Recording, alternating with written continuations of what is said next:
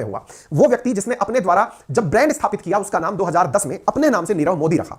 यह व्यक्ति अपने कंपनी का मुख्यालय मुंबई में बनाया और सबसे ज्यादा सुर्खियों में आया जब दुनिया की मशहूर मैगजीन्स में, जैसे आप किसी राजनेता या किसी एक्टिविस्ट या किसी समाज सेवी का चेहरा जब टाइम्स की मैगजीन पर देखते हैं तो यह लगता है कि हां शायद इन्होंने कुछ पर्टिकुलर डेंट क्रिएट किया है। सोचिए दुनिया भर में हीरे जवाहरात की दुकानें सब जगह हैं, उन जगहों में से कोई एक मैगजीन जिसके ऊपर हीरे जवाहरात की तस्वीर छपे, उनमें से प्रमुख मैगजीन है क्रिस्टी और दूसरी है सोथेबीस कैटलॉग। इन मैगजीन्स पर जब फ्रंट पेज कवर छपता है तो बड़ा ही रेपुटेशन वाली चीज को माना जाता है। ऐसे ही व्यक्ति ने अपनी तस्वीरें, अपनी मैगजीन, जो ये मैगजीन थी क्रिस्टी नाम से मैगजीन जो थी, इस पर इसके प्रोडक्ट की तस्वीरें छपा करती थी। इससे आप अंदाजा लगा सकते हैं कि इसने अपनी ब्रांड इमेज को कितना ऊपर ले जा रखा था। ठीक है, अब बात यह है कि इसने आफ्टर ऑल किस प्रकार का धोखाधड़ी किया, पीएनबी को किस प्रकार से इसने चूना लगाया। मैंने उपलब्धियों में तो आपको बताया कि ये नीरव मोदी क्रिस्टी और सोथेबीस कैटलॉग में छपा पहला भारतीय ज्वेलर था। गोलकुंडा लोटस नेकलेस के नाम से इसने एक 12.29 कैरेट का गोलकुंडा हीरा जो कि गुलाबी रंग का था और एकदम एरना ब्रांड कट का हीरा था, उसे इसने क्रिस्टी की हांगकांग के अंदर नीलामी के दौरान बेचा था। इसे उसमें इस पर्टिकुलर चीज के लिए जबरदस्त मुनाफा हुआ था और उस वजह से ये लोगों की सुर्खियों में आ गया था। वर्ष 2017 में तो ये फोर्ब्स की दुनिया की जो अरबपतियों की लिस्ट आई थी उसमें 1234वें नंबर पर यह व्यक्ति अरबपतियों की लिस्ट में विराजमान था और भारतीयों में इसका 85वां स्थान था, जिसकी कुल अनुमानित जो वर्थ थी वो 1.73 अरब डॉलर थी। 2010 में ब्रांड बना है, इससे ज्यादा तरक्की किस तरह से आप एक्सपेक्ट कर सकते हैं। 2010 में ब्रांड बना है, 2017 के अंदर वो इंडिया के अंदर 85 सबसे अमीर आदमियों में से एक था और दुनिया के अंदर उसकी रैंक जो थी वो 1234वीं रैंक थी। निश्चित ही उसने कुछ तो कारनामे किए होंगे। ये है वो क्रिस्टी मैगजीन जिस पर छपा हुआ उसका ये जो पिंक कलर और व्हाइट कलर का गोलकुंडा हीरा से बना हुआ जो नेकलेस है, ये जब सबसे पहली बार सुर्खियों में आया था तब से लोगों की नजर में नीरव मोदी आ गया था।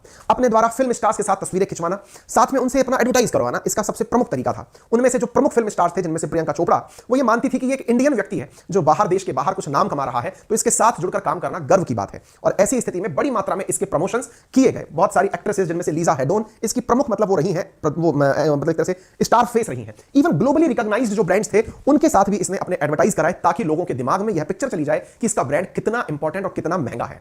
अपने द्वारा प्रिंस चार्ल्स के साथ और उनकी पत्नी कैमिला के साथ भी इसकी तस्वीरें साझा की गई, जिससे ये अपने हाई एंड कॉन्टैक्ट्स लोगों को साझा कर सकता था कि देखिए मैं कितना बड़ा व्यापारी हूं और किस तरह से अपने व्यापार में बड़े बड़े लोगों के साथ मिलकर काम करता हूं। अब जब आपको यह बात समझ में आ गई है तो आप इसकी शुरुआत जानना चाहेंगे। साथियों, गुजरात का एक शहर है जिसका नाम है पालनपुर। पालनपुर में डायमंड का आज भी बहुत अच्छे से काम होता है। वहां पर बहुत महीन कारीगरी होती है। डायमंड्स की कट लगाना, डायमंड्स को बनाना वहां पर बड़ी मात्रा में होता है और पालनपुर और सूरत से डायमंड मुंबई में बिकने जाता है। मुंबई डायमंड का एक तरह से अंतरराष्ट्रीय बाजार है, यूं समझिए। इस व्यक्ति का जन्म भी पालनपुर में ही हुआ था। कहा जाता है कि यह तीसरी पीढ़ी का डायमंड व्यापारी था, डायमंडियर था, यानी इसके बाप दादा भी डायमंड का ही काम करते थे। पैसा घर में ठीक था। इसके जो चाचा हैं जिनका नाम मेहुल चौकसी है, उनका भारत में एक बहुत बड़ा प्रमुख ब्रांड चलता है जिसका नाम है गीतांजलि। अगर आप में से कुछ लोग जानते हो तो गीतांजलि नाम से भारत का एक प्रमुख ब्रांड है मेहुल चौकसी, वो भी भगोड़ा है, वो भी इस समय यहां नहीं है। 4,000 के आसपास स्टोर्स बताए जाते हैं। ये उसका भतीजा था। यानी कहने का कुल मिलाकर मतलब यह है कि ये ठेठे व्यापारी थे, लंबे समय से व्यापार में इन्वॉल्व थे। अब जब ठीक ठाक पैसा था तो स्वाभाविक सी बात है कि इसकी पढ़ाई लिखाई के लिए भी घर वाले कुछ डंका करेंगे।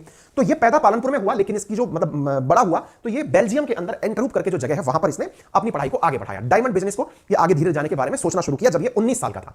इसके फादर दीपक मोदी मुंबई शिफ्ट हो गए और अपने अंकल के बिजनेस जो गीतांजलि वाला बिजनेस था मेहुल चौकसी, उनके साथ मिलकर के काम करना शुरू किया। मोदी जो है वो यहां से निकलकर Wharton School of University of Pennsylvania के अंदर जाकर के पढ़ाई करने जाता है, लेकिन वहां फेल हो जाता है और वहां से लौट करके वो वापस आता है और अपने काम को आगे बढ़ाता है। 2010 के अंदर यह मार्केट में एंट्री लेता है। तरीका इसने बहुत शानदार अपनाया, क्योंकि पैसा था तो पैसे वालों को ही बेवकूफ बनाना था। इसने तरीका क्या अपनाया कि दिल्ली की महंगी कॉलोनियों में से एक डिफेंस कॉलोनी के अंदर इसने अपना नीरव मोदी नाम से शोरूम खोला। इतना ही नहीं, यहां के अलावा इसने मुंबई के अंदर काला घोड़ा डिस्ट्रिक्ट में अपना शोरूम खोला।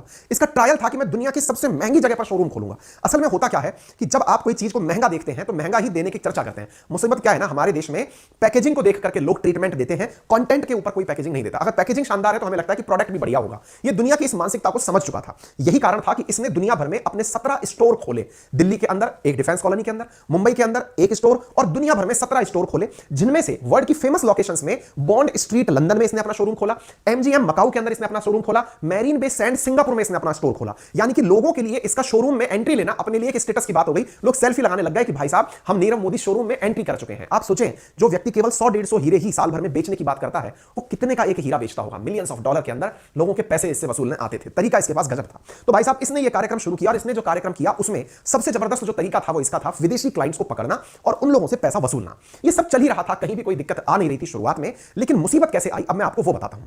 अचानक